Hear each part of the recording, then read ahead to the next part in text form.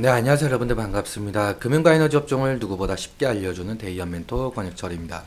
오늘 알아볼 기업은 Y2 솔루션인데요. 이 Y2 솔루션이라는 기업을 기본은 알고 투자하자라는 주제입니다.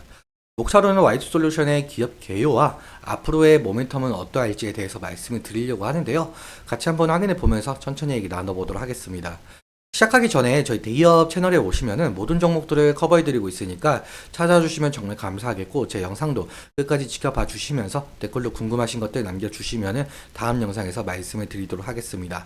그럼 Y2 솔루션 바로 보도록 할게요. Y2 솔루션 같은 경우는 전원 공급 장치인 파워 서플라이 유닛, 즉 PSU를 개발 및 제조를 하고 있는 회사이죠. 최근에는 전기자동차 급속 충전기 파워 모듈, 그리고 바이오 신약 개발을 신성장으로 사업을 육성하고 있는데요. 사업 부분별 매출을 좀 살펴보자면은 PSU 사업 부분이 약 92% 정도 차지하고 있고, 그리고 화학 상품 같은 경우는 7% 정도 차지하고 있는 회사이죠. 기타 같은 경우는 1% 정도 차지하고 있는데요. 대부분 매출을 차지하고 있는 PSU 사업 부분을 함께 살펴보도록 할게요. 일단 파워 서플라이 유닛은 여기 적혀 있는 것처럼 교류 전기를 직류 그리고 교류의 전압을 최적화 시켜주는 제품인데요. 여기 나와 있는 것처럼 전자제품의 수명과 신뢰성에 가장 중요한 영향을 끼치고 있죠. 왜 중요한 영향을 끼치고 있는지 하나하나씩 좀 살펴보도록 할 텐데요. 그렇다면은 직류와 교류에 대해서 좀 알아야 합니다. 함께 살펴보자면 일단 다이렉트 커런트, 즉 직류는 말 그대로 바로 흘러 들어오는 전류인데요. 시간이 흘러도 극성의 크기와 방향이 일정한 전류이죠. 이 직류 같은 경우는 전자의 방향도 일정을 해서 저장이 용이하고 휴대가 편리해서 건전지나 대부분 전자제품은 모두 직류를 사용하고 있죠. 그런데 이 직류 같은 경우 변압이 어렵다는 단점을 가지고 있는데요. 반대로 교류, 얼터네이팅 커런트, 즉 교류는 시간에 따라서 크기와 방향이 주기적으로 변하는 전류이죠.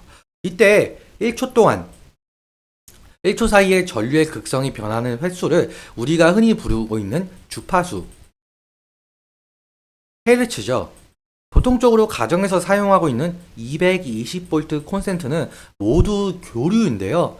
그런데 이 교류는 주기적으로 변하는 전류라서 약간의 떨림이 발생하고 있는데, 전자제품 같은 경우는 약간의 떨림으로도 손상이 날 수가 있어서 콘센트에서 받은 교류를 직류로 바꿔서 사용하게 되죠. 이때 사용되고 있는 것이 파워 서플라이 유닛, 즉 PSU라고 보시면 될 것 같습니다.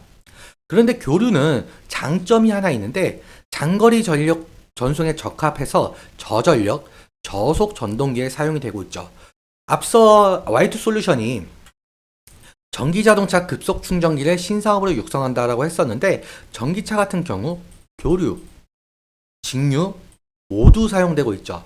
배터리 충전 같은 경우는 직류를 사용하게 되고, 모터로 전기를 공급할 때는 교류를 사용해서 주사업인 PSU와 연계성을 바탕으로 신사업을 육성하고 있는 것 같습니다. 다음으로 Y2 솔루션의 재무제표를 좀 살펴보자면 2023년까지, 작년까지는 안정적인 매출을 좀 가졌었는데요. 2024년부터는 예상 컨센에서 매출액이 상당 부분 늘어나고 있는 모습을 볼 수가 있죠. 사실 전기차 수요 대비 충전소 인프라 부족으로 이제는 정부에서 전기차 충전소 인프라를 육성을 시켜야 하는데, Y2 솔루션이 전기차 급속 충전기 신사업을 하기에 어느 정도 매출에 긍정적인 영향을 예상을 한 듯 싶습니다. 그렇다면 앞으로는 Y2 솔루션의 투자 포인트는 전기차 인프라 형성이 될 가능성이 높아 보이고 있죠.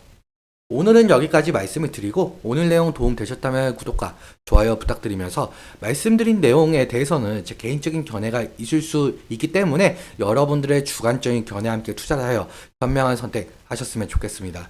오늘도 시청해주셔서 감사하고, 지금까지 멘토 권혁철이었습니다. 감사합니다.